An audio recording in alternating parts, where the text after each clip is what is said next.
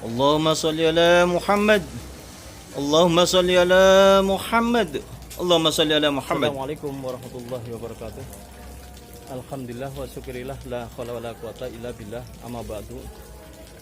Pertama-tama marilah kita panjatkan puji syukur kita kehadirat Allah Subhanahu wa taala yang alhamdulillah pada saat ini, hari ini Kang Wajlam bisa berziarah ke makom beliau Sunan Bonang. Salawat dan salam tetap tercurah kepada junjungan Nabiullah Muhammad Sallallahu Alaihi Wasallam beserta keluarganya, sahabat-sahabatnya, dan tentunya kepada umatnya. Semoga kita semuanya yang senang dengan sholawat Allahumma sholli ala Muhammad, kita akan mendapatkan syafaatnya di yaumil akhir nanti.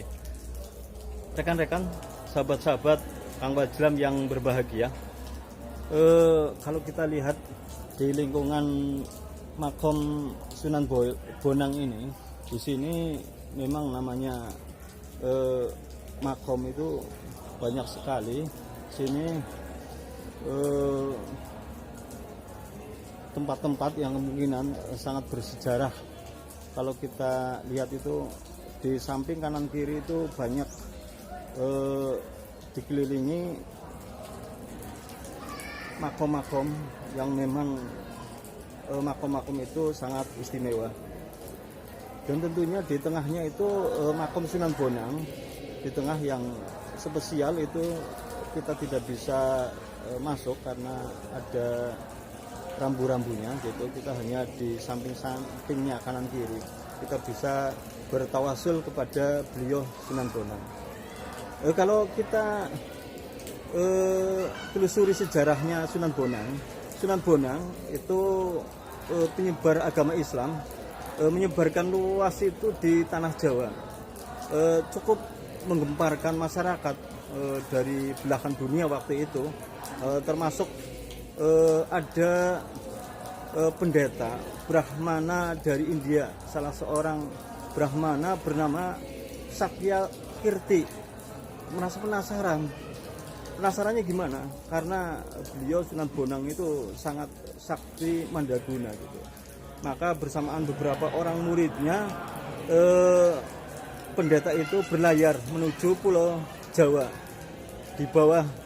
Di bawahnya pula kitab-kitab referensi yang telah dipelajari untuk dipergunakan berdebat dengan Sunan Bonang gitu tadinya.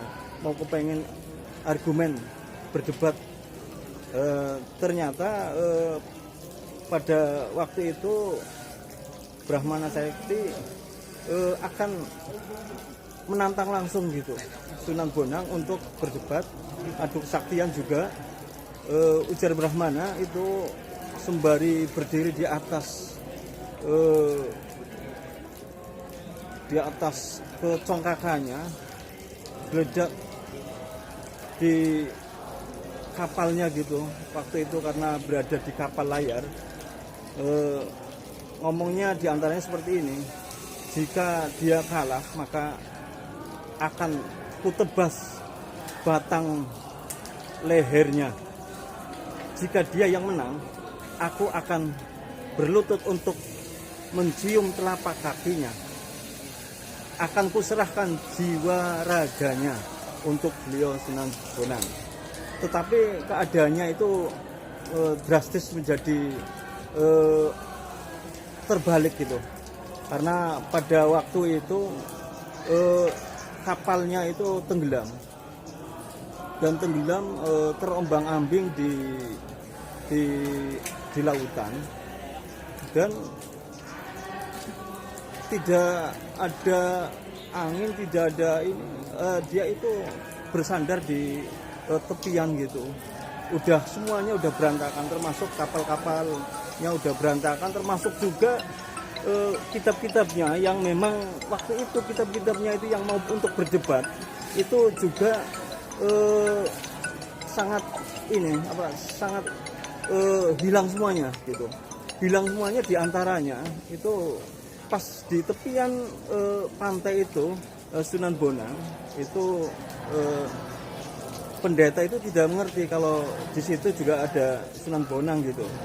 Dan pada waktu itu Walaupun pada akhirnya ia dan para pengikutnya, singkat cerita ini itu akhirnya masuk Islam dan belajar kepada Sunan Bonang. Di antaranya seperti itu yang kalau saya pernah baca-baca seperti itu. Untuk penjelasan lebih lanjut kemungkinan panjenengan bisa langsung bisa baca-baca sejarah komplit Sunan Bonang gitu. Karena Sunan Bonang beliau bukan orang sembarangan, beliau juga banyak murid-muridnya. Dan tentunya di antara makam Sunan Bonang di sini, sedikit saya akan upload di sini. Itu ada peninggalan beliau yaitu Sunan Bonang. Itu di sini ada sumur-sumur, ada untuk air untuk minum di sini. Dan di sini ada air yang insya Allah di sini tidak ada niatan apa-apa, hanya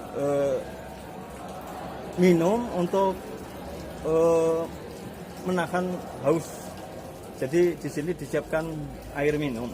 Kita niatkan saja niat lillahi ta'ala, tidak ada niat syirik dan sebagainya.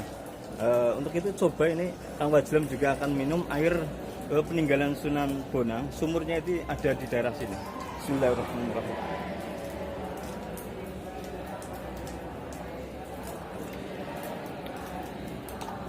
Alhamdulillah. Ini terasa airnya itu terasa dingin dan sejuk. Insya Allah air ini dari sumur juga langsung diminum, tidak perlu dimasak dulu gitu. Dan sedikit untuk menghormati Sunan Bonang, ini ada syairan, diantaranya yen Raden Makdum iku Sunan Bonang, dakwah ing Tuban disambi dagang, kabeh kawula atine kirang, kerawuhan wali kahanan dadi tenang, kerawuhan wali kahanan dadi tenang ya Rasulullah. Di antaranya seperti itu. Ini syair ini dibuat oleh beliau Al-Habib Soleh Umar Al-Kab. Beliau sudah wafat, kemudian makamnya ada di Cibinong, Jakarta gitu. Saya kira itu dulu dari Kang Wajlam. Mudah-mudahan panjenengan semua dalam keadaan sehat walafiat, selalu dilindungi oleh Allah Subhanahu wa taala, dan tentunya untuk panjenengan bisa berziarah ke makom-makom para wali, di antaranya wali Sunan Bonang. Saya kira itu dulu. Wassalamualaikum warahmatullahi wabarakatuh.